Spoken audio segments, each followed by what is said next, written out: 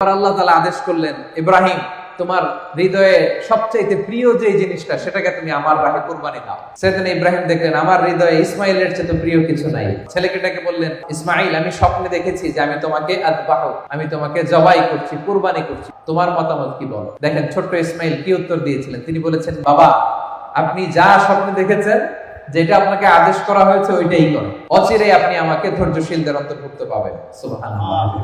ছেলেও রাজি হয়ে গেল, বাবাও রাজি হয়ে গেল। নিয়ে গেলেন মিনা প্রান্তরে।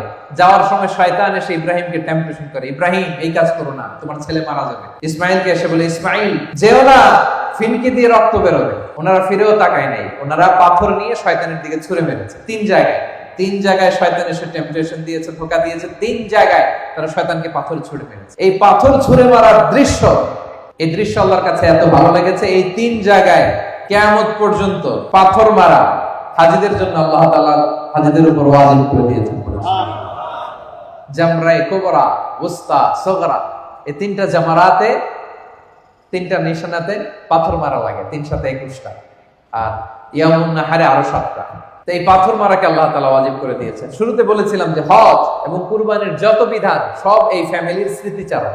এই ফ্যামিলি যা যা করছে এটা রিপিটেশন, কিয়ামত পর্যন্ত এই স্মৃতিকে অব্যাহত রাখবে কে?